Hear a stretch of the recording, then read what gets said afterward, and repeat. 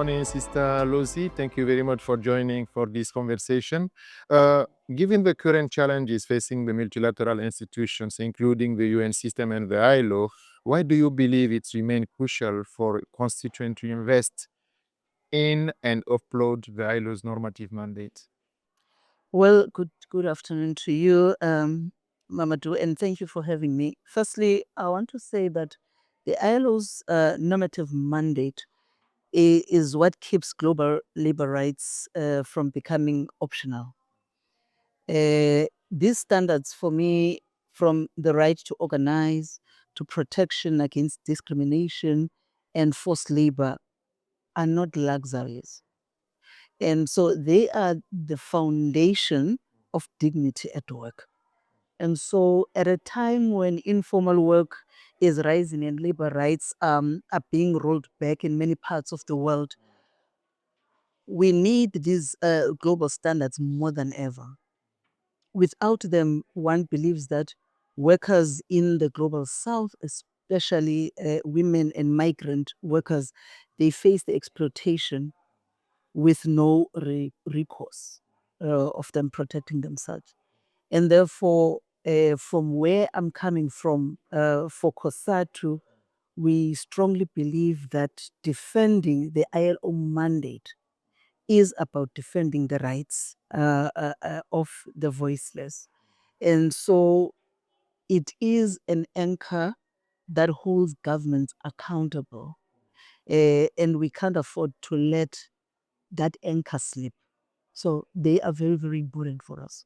Considering the persistent poverty and widening global inequalities, how do you think the multilateral system and particularly the trade union should evolve to respond more effectively to these pressing issues? I think that we need more courage and less complacence from both multilateral institutions and trade unions ourselves. The current system was not designed to tackle the scale of inequality, and yet the needs are urgent. And so we need a multilateral approach that is unapologetic in redistribution, dealing with the issues of debt relief, fairer taxation, proper social protection flows, and what we do not need is more promises and less of delivery. So we need to act on these issues. And also trade unions must also evolve, you know. We must be able to organize the informal sector. We must be able to amplify the voices of women and young workers. And also we must be able to engage broader economic debates that are shaping our future. In COSATU, we are actively doing that. And whether it is for us pushing for a just transition or reforming of pension systems that gives workers more agency. But we think we can't be stagnant as a trade union movement. We need to be agile, we need to evolve in order for us to be able to respond to these issues, because the reality is that the world has changed. And so our response should also be able to move and respond to the changing times that we're faced with. We are living today in a very difficult time, but there is a very important rendezvous, which is the second World Summit for Social Development this year.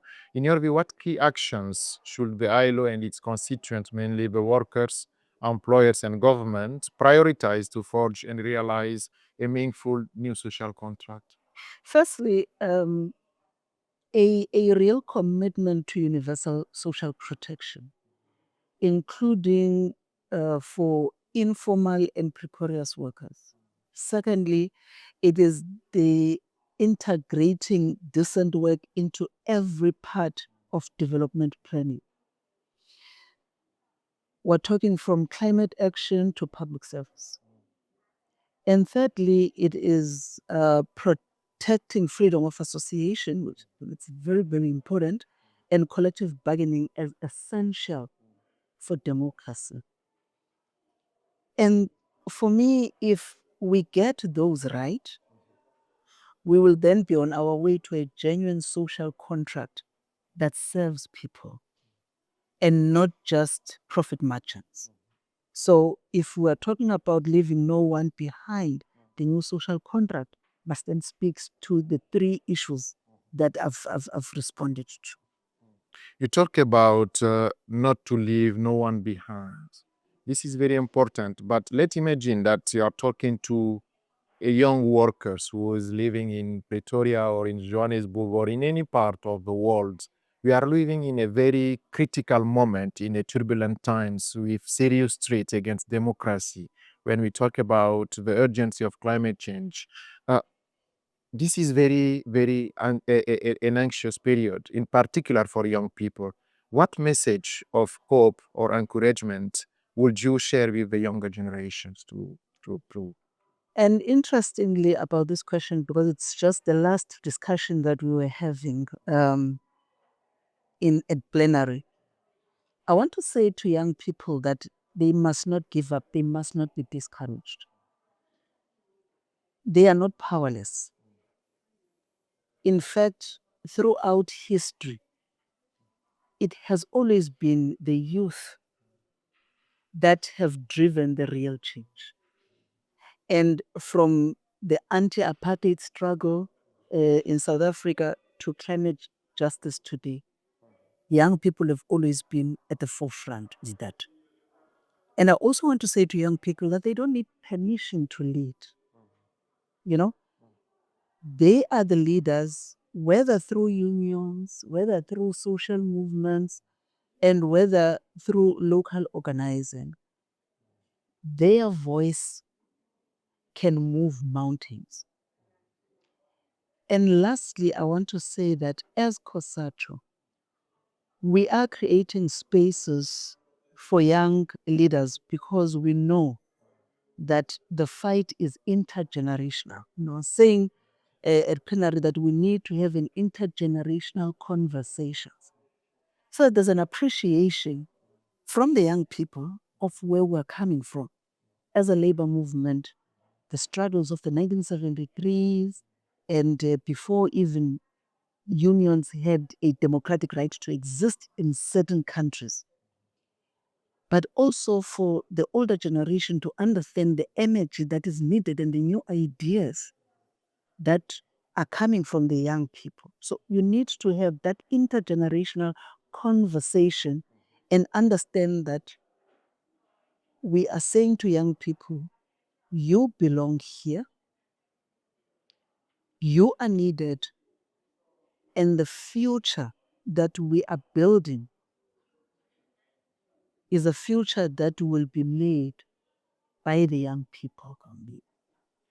Uh, and lastly, the point that we were making also earlier today was not just the young people, but women also.